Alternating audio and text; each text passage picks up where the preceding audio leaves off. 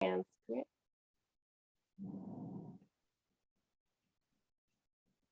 There we go. We have a large crowd tonight, which is why it's taking a few seconds to have everyone join in. So thank you all for your patience. We're really looking forward to making 2 wonderful recipes with you all. Wow, Arizona, Montreal, Dallas. This is great. Sharon, Mass. People are from all over. This is fabulous. West Palm Beach. I love it. One of the advantages to Zoom is that it's created a different way to create community, and to be able to do classes where people can join from all over is very special. Susan, you're doing a great job of welcoming everyone and from all over the world. I'll just share a little bit about you and then give you the opportunity to share your beautiful recipes with us. So Susan is a writer, cook, speaker, and teacher. She has served as the founding director of the Jewish Food Experience and is currently working on her first cookbook.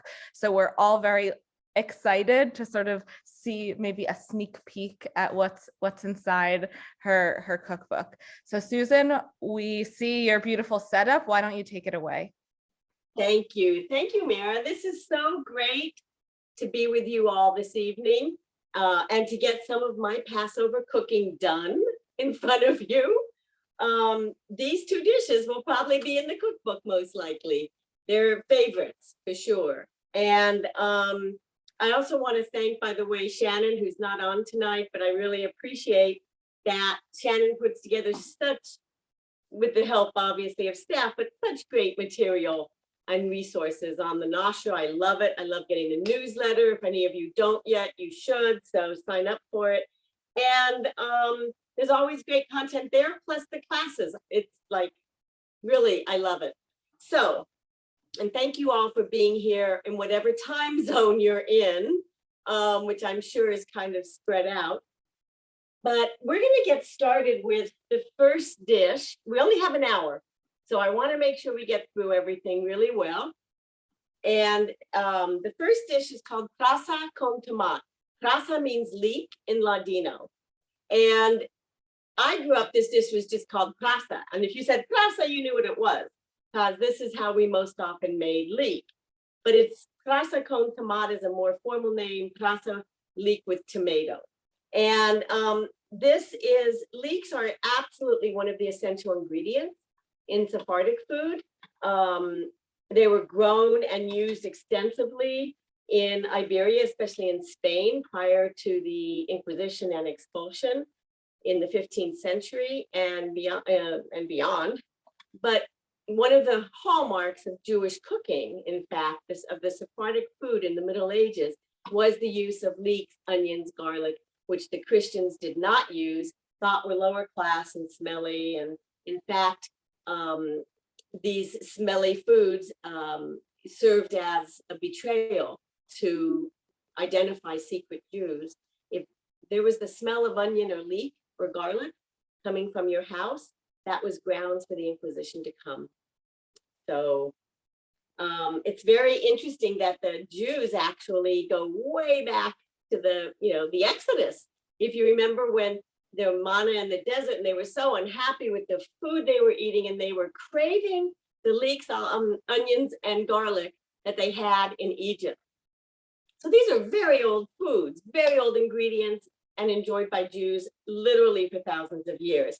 Now, this dish, I have a special story attached to it, and it really shows the power of food across years, across countries, across generations of people. My grandparents, my grandfather was born in a town called Çorlu. He came, it's outside of Istanbul now. He came to the US in around 1910. He had a brother named Samuel. Samuel went to Cuba because he couldn't get into the US, so he went to Cuba. So fast forward to 1960, Samuel's daughter, Dora, at that point, she was Dora Barocas y Ponte because she had married a man named Jose Ponte. And they got resettled in Denver. And Catholic Relief Services had resettled them. and went through the phone book and found Barocas. And we were in Denver, Colorado, where I grew up. And we were one of two Sephardic families, by the way. The other one was a Tarikas, and they were Greek. So one time, my cousin Dora used to make a lot of food for us. A lot of it we knew, although I did learn to make my black beans from her, which is really wonderful.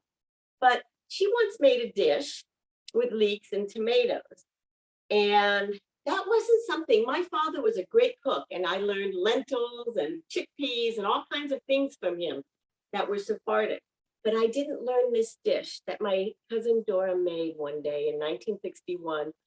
And I think my father's eyes rolled back in his head when he tasted it. And what he said was, "This tastes exactly like what my mother used to make for me." I mean, it's astonishing. You know, countries, everything. This was a dish. This is how recipes are passed on. Families also do change them, but for whatever reason, this recipe was like to him the same exact taste. And honestly, I wrote down the recipe over and over and over, trying to get it right, to have the taste that then I learned to love. And this is on my Passover table. It's on my Rosh Hashanah table, and leeks of one of 7 symbolic foods for the Sephardic Rosh Hashanah Seder. And it really, during the year, I have to make it too, because it's just a great dish. And it's wonderful because it's very flexible. You can serve it on its own as a side to like fish or chicken, or just on a vegetarian, meal. You can also serve it over rice, quinoa, pasta. I actually had some the other night mixed with some chickpea pasta. It was so good. So I'm going to teach you how to make this incredible dish the way that my cousin Dora taught me and my father. And what we're doing to start with is I just have 2 tablespoons of oil in this pan. And you use kind of a pot that has some deep sides. And what we're going to do is let this heat up for just a moment. And then we're going to add the tomatoes. This is a can, like a 14-ounce can of tomatoes, or 14.5 is what it actually is. And all that I did was take the whole tomatoes out, and there's the juice, which we'll add later. And I break it up with my hands, with my fingers. I mean, I happen to love playing with my food, so this is a pleasure for me. If you really hate doing that, you can break it up once it hits the pot with a wooden spoon. But you just really want to break it up a lot. You don't want big, huge chunks at all. And what we're going to do is add this to the hot oil. And when I do this, it's going to splatter. Okay, and so I always am very careful. Now, what we're doing is creating what's called a sofrito. And a sofrito is the basis of many dishes, and really across the world. It's very interesting because all through the Americas, like Latin America, Central America, South America, in the Mediterranean, certainly in Sephardic food, you have sofritos. This is a very simple one of just tomato and garlic and olive oil. And that's basically, you're cooking it before you add everything else. So I'm just making sure I don't get splashed. There we go. All right, we're gonna let this cook for a few minutes. And when you cook tomatoes, what it does is intensify the flavor. So instead of dumping it in with the leek, we're letting the flavor of the tomato intensify. Like if you use, and by the way, I often will use a big can of tomatoes because I love the sauce. So feel free to make the recipe your own and do that if you like as well. But this is what the recipe says. So what the sofrito cooks intensifies if you use tomato paste in a recipe. Often they'll say to cook the paste, like with the spices, the onions, before you put everything else in. Do that because it really changes the taste in a subtle but delicious way. Now this is over medium heat right now, so it can really simmer. I'm just gonna leave it, do it a few minutes. And then I will add the garlic. We're almost there. Now, I want to talk about the leeks. A lot of people are intimidated by leeks because of them being, they're dirty, they're hard to clean. So if you follow the method that's on this recipe, which is basically peel off 1 or 2 outer layers, okay? Cut just the really darkest green part off, wash that part, and save it to make veggie stock. You can throw all your vegetable scraps, and people who've taken classes with me before will know this is a big thing for me. I'm adding the garlic now because it's been enough. When this just cooks for a few minutes, and you want, the people who've taken classes with me know that keeping a bag of veggie scraps in the freezer is the way to go. I just made stock yesterday that is absolutely delicious because I've been using so many leeks, so it's a very strong leek stock. Oh, so good. So just keep them in the freezer, and when you're done, you have a big bag, put them in a pot with some cold water. I throw in garlic cloves unpeeled, a few bay leaves, let that thing cook for at least an hour up to 2 hours. Drain it, and you have beautiful, beautiful stock. Okay, so I can smell this now. Oh, beautiful. So what I did was exactly the way I described it to you. I cut off the top green part. And by the way, on the inside of that green part often is lighter green that you can also add, which is what some of this is, like this, that tightly packed piece. Okay, this was part of the top. And it's a little darker, and inside of it is even a little lighter. So you don't want to waste it. You want to use as much as you can. And all I did is I cut them, put them in a strainer. Okay, cut the bulky white part and the light green part that you've kept. Cut it in half down the long way. Slice it into about 1/4 inch wide, and then put that into a strainer. Rinse it. Then put that strainer, the whole thing all together, into a bowl of water, and cold water. Set that strainer, just leave it alone. Just squish them around a little bit and then leave it. And after a few minutes, you just take the strainer out, the water will fall, and you can even feel on the bottom of the bowl probably some grit. Rinse your leeks again. Most of the time that's going to do it, but use your hands to look through them. And if you think you need it, you can rinse them again. Leeks aren't as dirty now as they used to be very honest. All right, so my sofrito is just about done. And what I want to do is mix in the juice. Okay. You can make this with fresh tomatoes. It's a lot more work, but you can definitely do it, especially if you don't peel them, which is fine. It's up to you. But I don't use tomatoes in the winter because they're not worth eating. And so by the time it hits around October, I'm just using canned tomatoes all the way through at least May and sometimes June, depending on the crop that year. So this dish I make, very often in that 8 or 9 months when tomatoes aren't great. So the canned tomatoes are tomatoes that were picked in season, prime. They're really good. Okay. So I've added everything. One thing I have, and I'm going to stir it because I don't want it to, the garlic and the tomato on the bottom to sit there and burn. There's not as much juice in this one as sometimes there is. Interesting. I'm going to add just a touch of water to make sure things don't burn. And this is what you have to do when you cook. You need to look at what you're doing and use your experience to let you know, this isn't looking quite right. So I just want to make sure there's water in the bottom. It will cook out. It'll have terrific flavor. Great.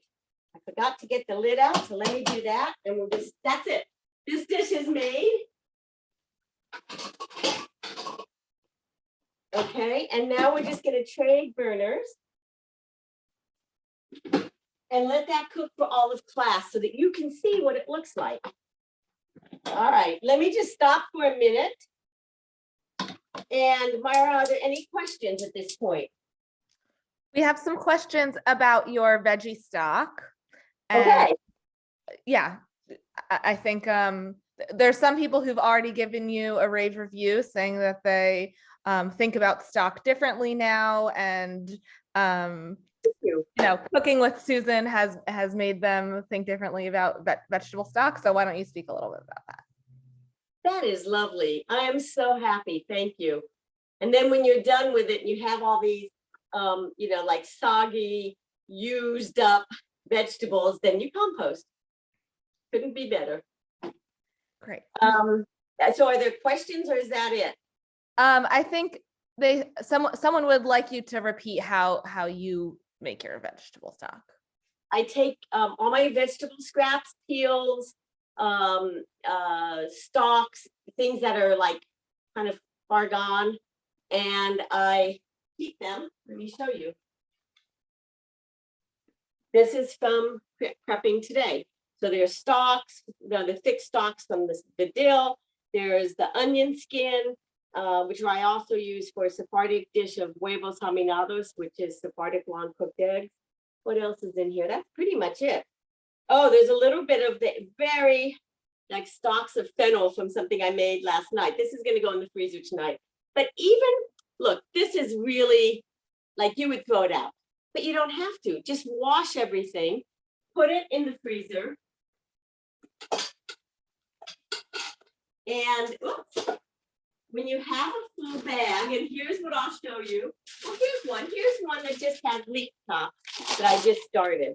Okay, you're just putting it in a container or a bag in the freezer.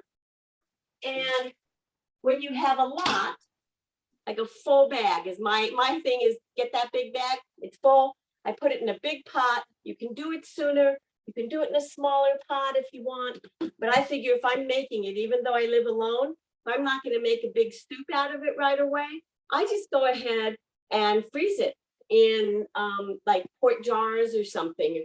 And so I always have some vegetable stock, which I like when I make quinoa or rice or things. It really is nice to add the veggie stock. And that's it. You put it in the pot, add a few bay leaves, add some garlic, it's unpeeled, just throw them in and let it cook for a couple hours. I usually let it cook for 2 hours with the lid on. You bring it to a boil, stick a lid on, let it go. Just let it simmer, turn it down, let it simmer. And that's it. And strain it, done. By the way, I am adding the chopped artichokes. Now the traditional recipes for this dish do not have chopped artichokes.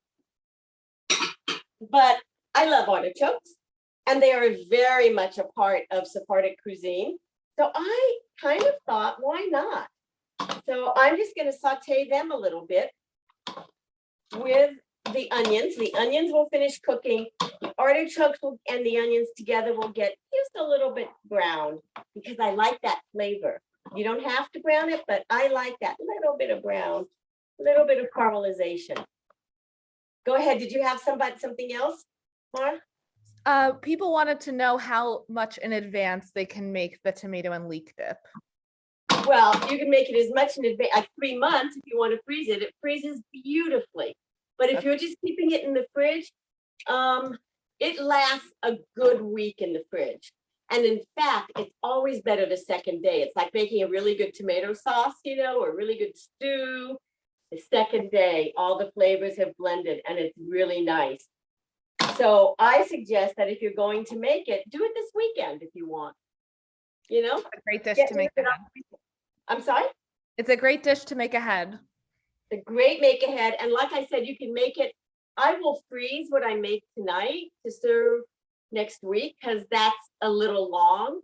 I have had it last that long, but I don't like to take chances with food, especially when I'm feeding other people. I'd like them to all stay well. So what else?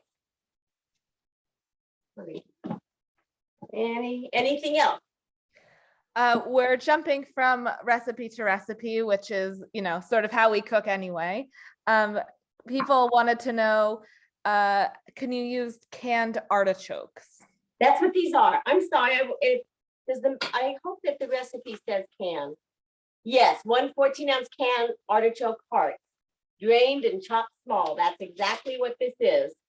It's easy. My whole thing is, there's a lot of these spinach minas that use fresh spinach.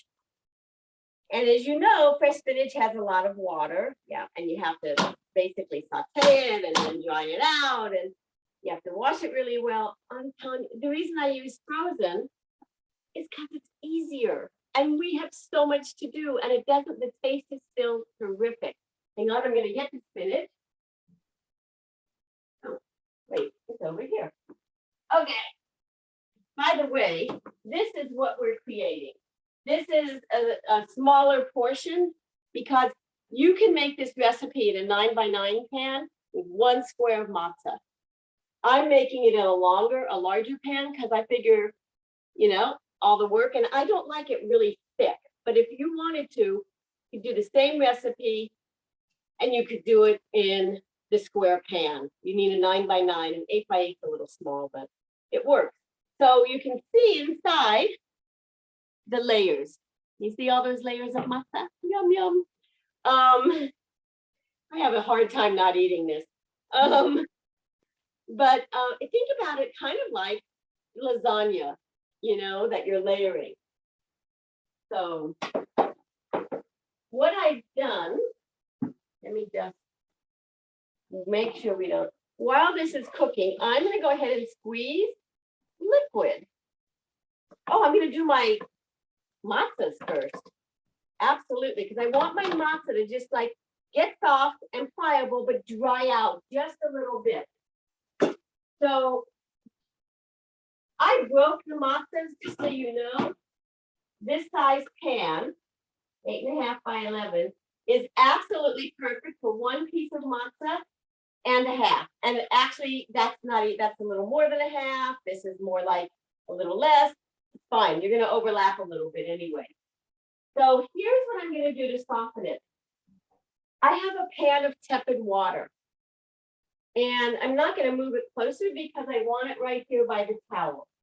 I just set all the matzah in, and I use this very advanced technology. I like laying a couple knives over to hold down the matzahs. These are heavy and they work great. So I just put a couple of knives to make sure they're all submerged. Look, this one needs to go this way. That works. Okay. And might even put one more. I know this looks a little crazy, but it works. Now we're just going to leave it for 2 minutes, period. So I'm going to keep an eye on the clock. If you leave it for too long, of course, it gets all soggy, falls apart. And with any luck, I made this, the one I showed you, it was perfect. I pulled the sheets out, they stayed whole.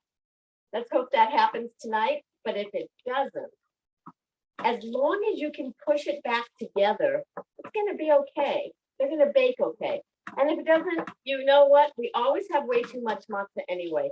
If you need to start over, you do. And you take that soggy matzah and you mix it up with some eggs in the morning and make matzah bride. So you're not wasting it. All right, so we have another minute to go on that. I also wanted to mention, in case anyone is gluten intolerant or doesn't want to eat the matzah, and I always joke that it's true, but the commandment is to taste matzah. It is not to eat matzah 24/7 for 8 days. So I often make these minas, which by the way are also called megina or quajado. And usually a quajado has the matzah broken up or no matzah at all. And I will make it into just an egg and vegetable casserole. You can take this filling, put it in that smaller square pan with no matzah, put oil in the pan and bake it. And it will have the wonderful taste of the filling, which mimics kind of spanakopita or borecas. It's that same taste, and you will be fine. So if you don't want to use matzah, you don't have to. And in fact, Sephardic Jews always make quesado for Passover. And I do either one that's made with zucchini or amadrote, which is called amadrote usually, even though it's still a quesado. And quesado, by the way, means coagulated. So the eggs are coagulating. These are all Ladino words. So, all right, we're done. Let's see. Susan, did you use hot or cold water to soak the matzah? Tepid, neither hot nor cold. Great. All right. This is not pliable enough. Let me leave. Oh, these are good. And I usually just lift it out by two corners, shake off some of the water, and lay it on nice towels. Now I have one that's splitting. It'll be fine because it will just go in the middle and we'll push it together. Not ready. This is ready. I want to show you, they get just a little bit pliable. You don't want them too soggy. You want them pliable. There we go. And a lot of times I actually kind of get some of the extra water off. Let's see.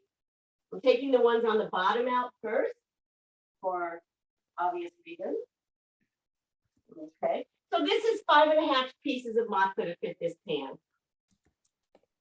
I love it. This is a box of matzah, and I absolutely adore Yehuda matzahs. I think they're excellent. Any of the Israeli matzahs are my favorite. But this was so funny because look at this side, look at that side. Done a little more. Taste it. It tastes absolutely fine. Whoop. All right, we're gonna have to do an extra one because here's for matzah brie. I tried to move it and I wasn't careful, and now I have to put it in a bowl and save it for matzah brie, as I told you. That even happens to me. So what I'm gonna do is grab one more piece, one more half that I happen, of course, to have right here, just in case. All right, and we'll just let that go. Now I need to turn my attention to filling while that cooks. This is, I'm sure, yeah, they're just, you all can see the pan. They're just starting to get a little golden. I can smell them. It's lovely. They're done. And that is not cooking so fast. Okay. So now we're going to move on to a very fun activity, which is squeezing the spinach.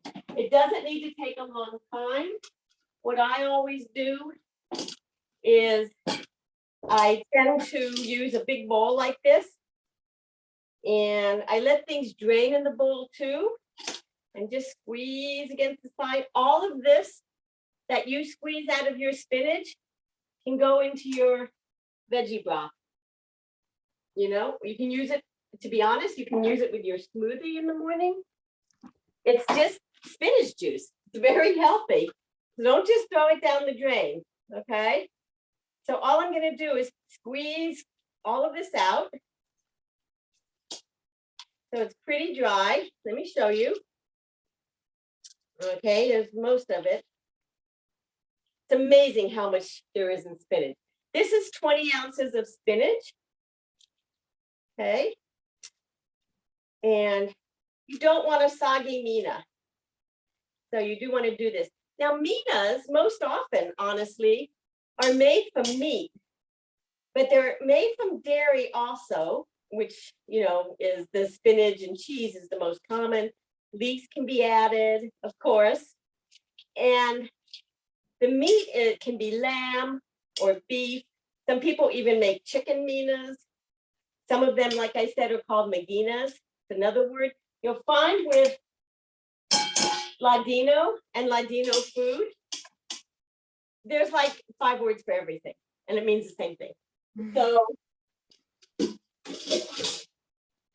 you may have heard it called something else. That's perfectly possible. But okay, so now we have Let me just make sure I'm not leaving anything out.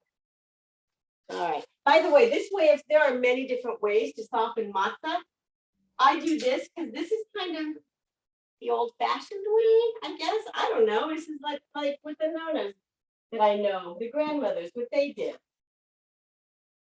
So, all right. Yep. These are what happens. You don't want them too soft when they come out of the water because they get a little more pliable as the water that's on them soaks in. Hang on, I'm going to get rid of this. Of course, no one ever sees the other side of my kitchen. It's like at the end of a class, it's pretty funny. Get rid of these. Okay, so now we're ready to do all kinds of mixing in to make this wonderful mixture that goes inside. So let me just make sure. I'm so used to doing this that I want to do it in the order. I don't necessarily always do it in the same order. We did that, we squeezed, we added it in the bowl. Dill, oh yeah, we had all this stuff. Okay, this is half a cup of dill. I happen to love dill. You can use less. One of the things that is so important, I think, when you cook is to make recipes your own. If you don't like dill, don't use it. If you love dill, use the half a cup like I wrote. I also happen to have some chopped parsley, which isn't on the recipe. Fine. These green herby, wonderful. You could add, if you wanted to, you could even add some cilantro. You know, you want to use what you have anyway. And so this will just make it even more delicious. All right, we're adding the feta. Am I correct? Oh, I just want to make sure. Yes, yes. All right, I'm going to leave these veggies. I'm going to add them before I add the cheese so that the cool spinach can help them cool down a little bit because they're rather hot. And I don't really want to add the cheese and the milk to a really hot dish because it'll just get all melty and weird. Okay, so I'll stir that up. Hang on.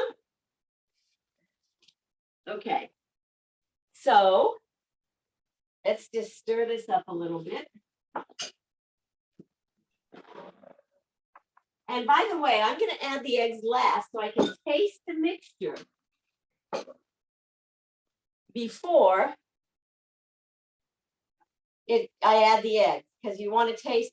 The only salt that's in here so far is the salt that's naturally, you know, that comes in the canned artichokes.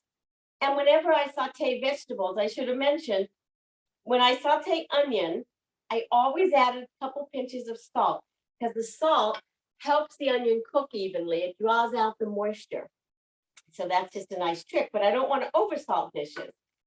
So I'm going to show you what the mixture looks like so far. Here we go.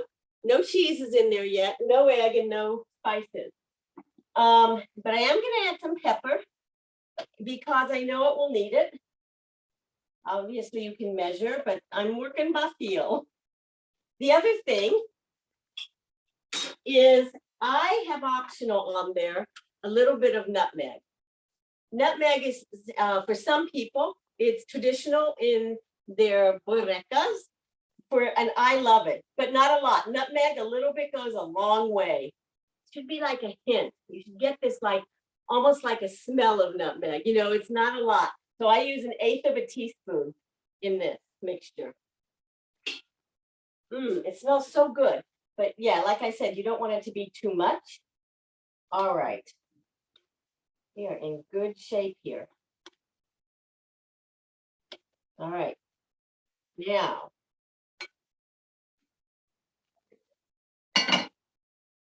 so now I feel, let me feel it. Oh yeah. So the mixture's cooled down, so I can add the cheese. I'm adding a cup of feta. You do not have to use cheese. You can make it without it. You could use brewer's yeast for some flavor if you want it to be vegan, or you could use vegan cheeses. It's all fine. It will all work. The thing you're going for always when you cook is flavor. You're going for flavor. You're going for texture. You want beautiful color. because we eat with our eyes first. All right, now I'm gonna add about half of the grated cheese, and this happens to be Parmesan. My favorite is Casserole, which is what I grew up with, which is a Balkan cheese from the Balkans, and it's cheap cheese, and it's a little stronger and wonderful, but I didn't get out to the market to buy some and didn't realize I'd used it up, but it's fine. By the way, what feta you use also is important. If you're a real feta person, you'll know there are many different kinds. There's French, there's Albanian. I mean, all the Balkan countries make feta, and there's domestic, there's Turkish. You know, if you go to like a market, a specialty market, you might get lots of choices. In the store, it's pretty mild. I'm gonna taste this. Okay, it's good like that, just like that. I don't have to cook it. No, I'm gonna add a little bit of salt. It doesn't quite have enough. I added about 1/8 of a teaspoon, a big pinch. That's it. I think it's good, but I'll try it one more time.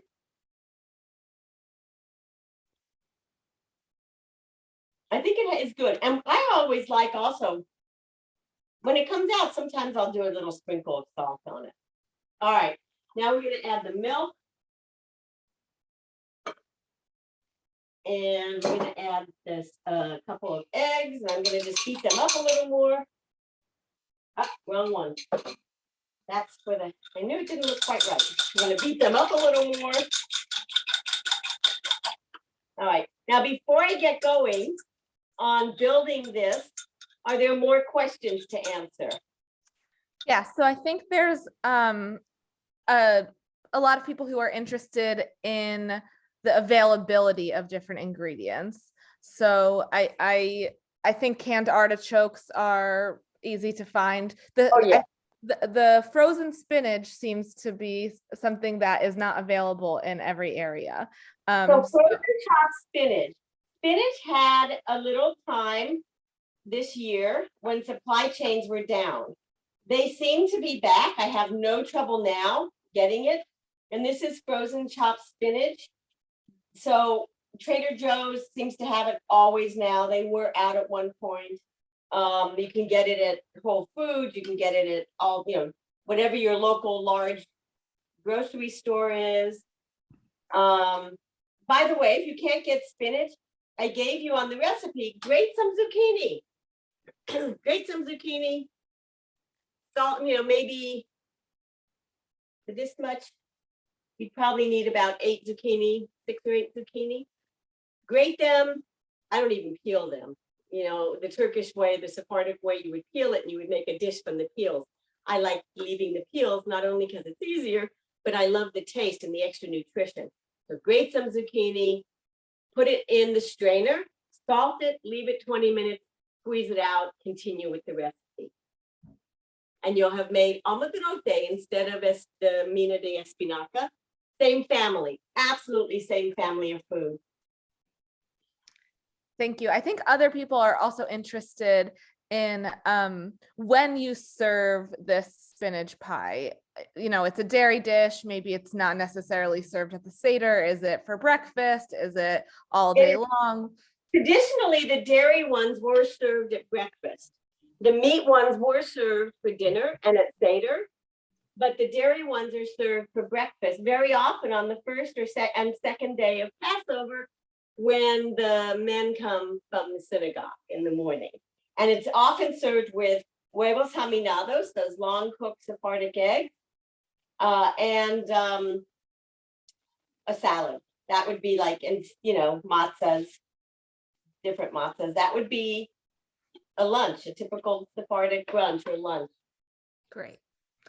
And there is interest in making this parve, so that would obviously mean taking out the feta. Do you have a favorite non-dairy substitute for milk, almond milk, oat milk, or maybe not? I have made this with oat milk. I unsweetened, of course. You want to be really careful. But I have found that in my cooking with milk, The oat milk really works the best. It doesn't have any flavor. Sometimes I use rice milk also, same thing. And rice milk is a little whiter if the color, like whiter, if the color, like this, white. If the color of your dish in the end matters, if you need that whiteness, then rice milk is a good, but in this one, you could use any of them, but I like oat the best or rice. And as far as the cheeses, again, vegan cheeses, I don't have a favorite. People could put in the chat what they like, if they have some they like. I have made this without cheese and used brewer's yeast for that extra pump of flavor. That's another way to do it. Yeah. So, and by the way, you can make it with no cheese at all, or brewer's yeast, or anything. It does add bulk. So I think if you're going to do that, you should use more vegetable inside, maybe like 50% more, because you can see the bulk from the cheese that we've gotten. You could experiment. You could use 2 cans of chopped artichokes with the 20 ounces of spinach and see if you like that. I think it sounds rather good. Yes, we have a lot of people in the chat saying they're quite hungry, and I'm joining them with that. And just a note for some people, rice milk is kosher for Passover. You have to be careful with your dairy, non-dairy substitutes.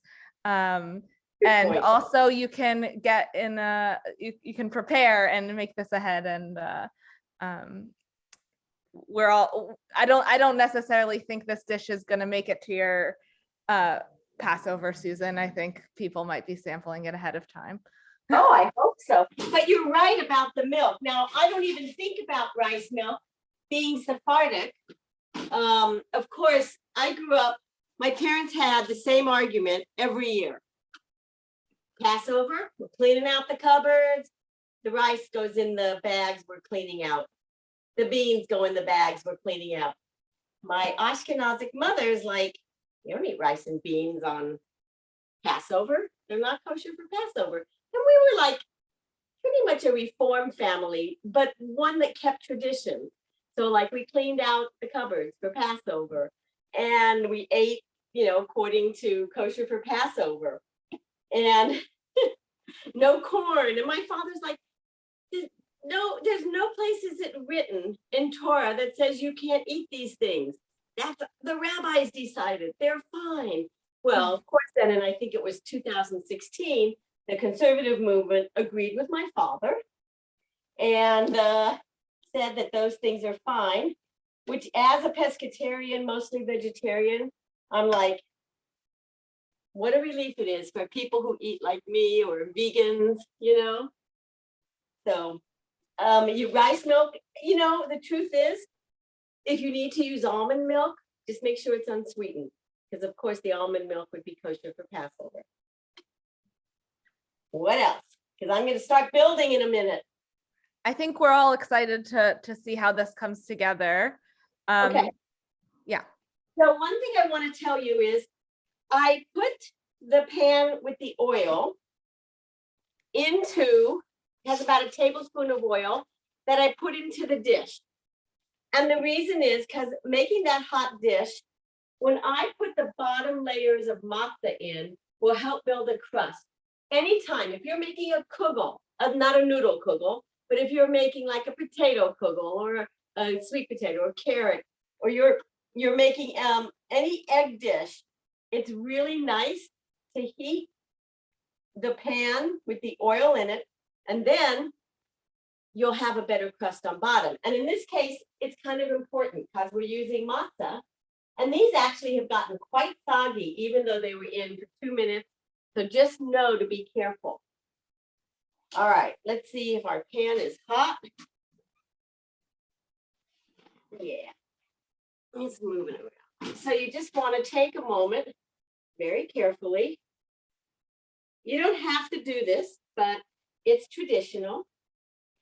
And the truth is, you can also just spray it. if you wanted to.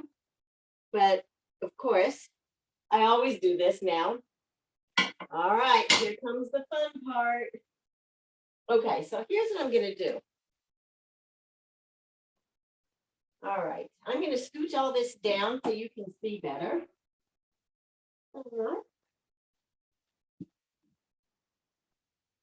All right. All right, here we go. So I know that, let's see, a solid one. Very carefully, these are tender. There's a little sizzle, you probably can't hear it. Which is nice. Okay, and then we take, I use usually on the bottom a bigger, if I have a bigger half, then I use it and I just overlay it, and I tend to kind of just press it together a little bit. Okay, so you can see the bottom is well covered. And because it's pliable, you don't have to worry about those stiff corners. They just kind of bend up a little bit. I'm going to take half my mixture. Okay, half my mixture is going on here. Let's see, there we go. I usually draw a line down the middle, literally. All right. Because it's easy to get carried away. And if you want, you can make like a veggie lasagna this way. It's delicious during Passover. Just pour tomato sauce over the top. Okay. That's my half, maybe a little much. All right. So I want to spread it out as evenly as I can. That is very important. I want you to see. Okay.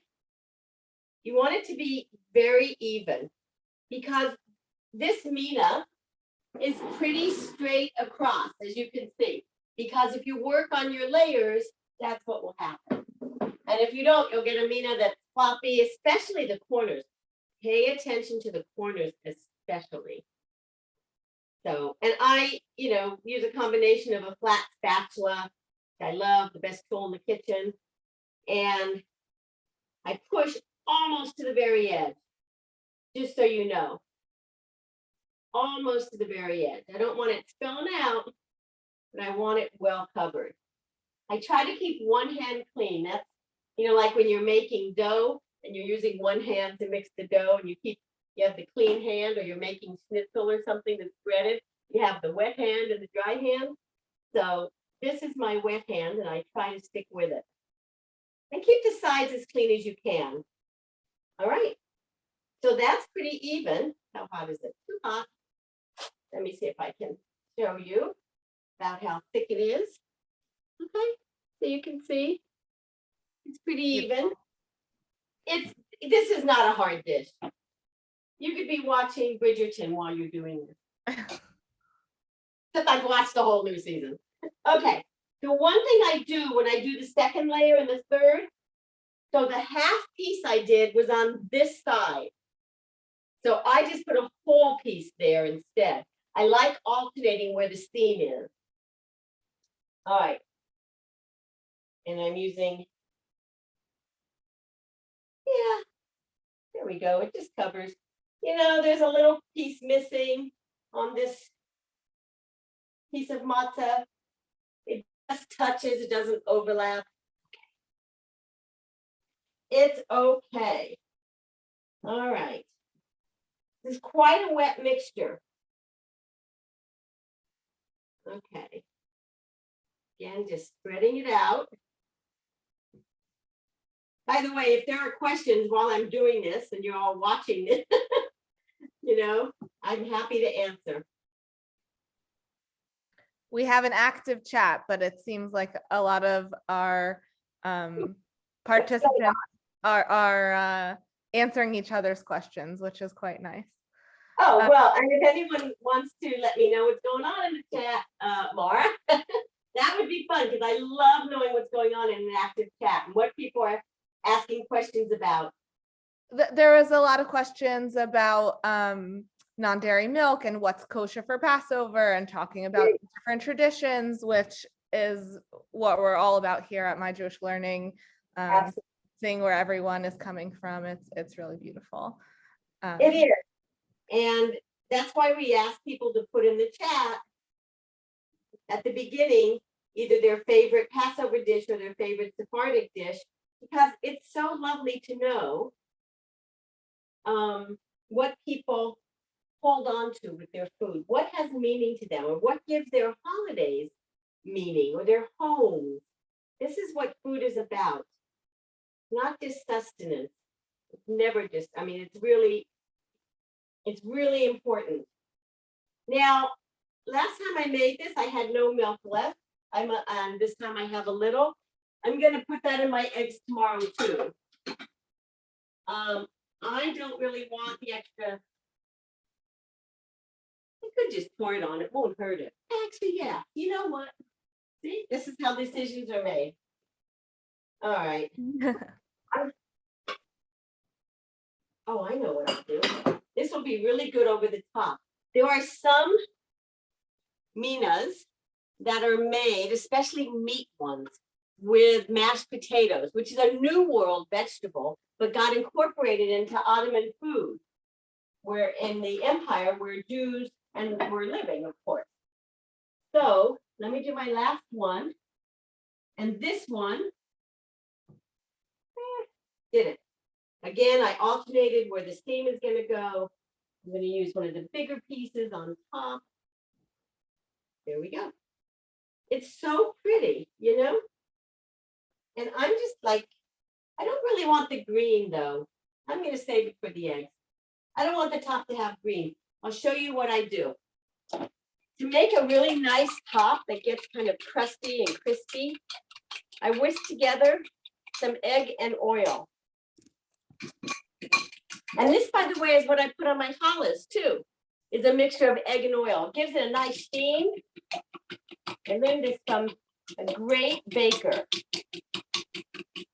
All right, named Alex Levin. If anyone is in the DC area, you probably know Alex Levin. And he's the one that taught me to use this mixture. And hang on. All right, so all I'm going to do is brush this mixture very evenly all over the top. And sometimes I pour a little bit on it, but I'm very careful to spread it out. You don't want puddles of it. All right, so the potato ones are so interesting because mashed potatoes will be mixed in. By the way, let me say something else. If you feel like I feel like this is just a little bulgy in the top, I'm just giving a little pat down. Make sure when you do the egg, you get to the edge because they're going to get very fried in the oven. And my oven is on 350. The potato mixture is, there are some recipes, minas are like all food of the people, a million different recipes. And a lot of times it depends on where you're from. Are you from what's now Turkey? Are you from some part of what's now Greece, which can vary? Are you from Rhodes, Salonica heritage? You know, are you from Italy? You know, where did your family go to when you left Spain, and what is your heritage affects what food you make. It affects how you make some of the same dishes that we all carried out of Spain with us. The women carried these recipes. And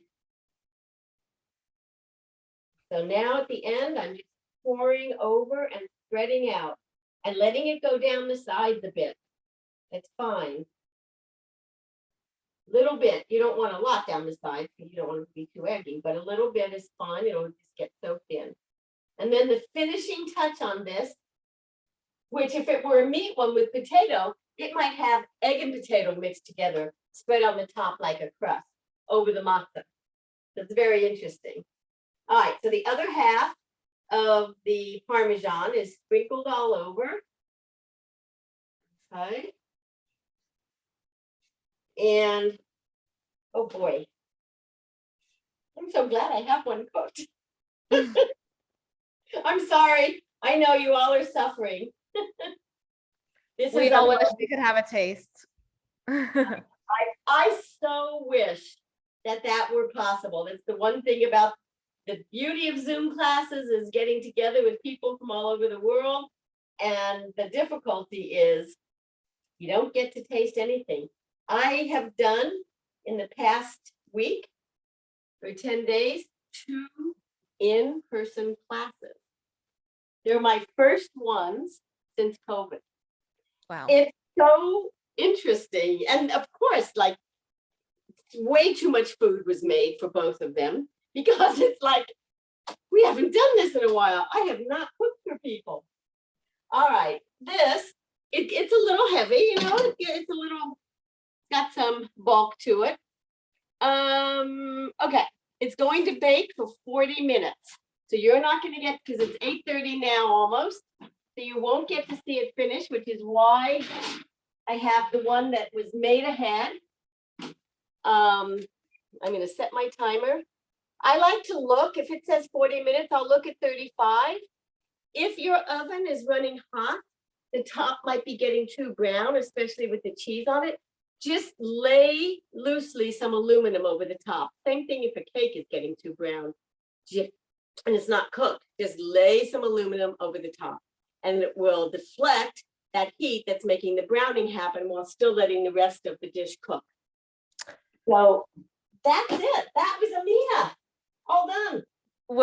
Again, I think we're all very jealous that you're going to get to have a taste. We have some great questions, and this one I'm even curious about. We know that the tomato and leek dish can be frozen. Yes. Spinach pie. Yes. Is that freezable? And do you have any suggestions? This one was frozen. I made this last week. I threw it in the freezer, wrapped up really well in some foil, and then into a freezer bag. I left it to defrost in the refrigerator, about 24 hours probably. Popped it in the oven to reheat it. And you know what I'll do is, so this is another make ahead that's great. It's great for party food too. You can cut pieces smaller for like appetizer size. But let me just show you what it looks like. And it's cooled off now, but this is a dish you can actually eat at room temperature. A lot of Sephardic food can be eaten at room temperature. This matzah is usually eaten at room temperature. So I'm gonna just take this and show you. This is the frozen one. Here you go. You can see all the layers. You can see, and I'm gonna sacrifice. Let me taste it for you just to see if the freezer did anything to it. I know it's probably fine, I'm sure. Okay. What else? Any other questions while I get to take a taste? We're also dying to see what the leek and tomato dip looks like. Some taste, wow, they just make you. All right. So I'm going to show you how it's cooked down, as you can see. Okay. What I do at the end, oops, wrong one, is, and you can make this more tomatoey, like I said, I sometimes do. Doubling it is probably a really good thing to do because it goes pretty quickly. All right, so what I want to do now is I actually want to taste it because, again, remember, there's no extra salt. There's no salt in here except for what's in the tomatoes.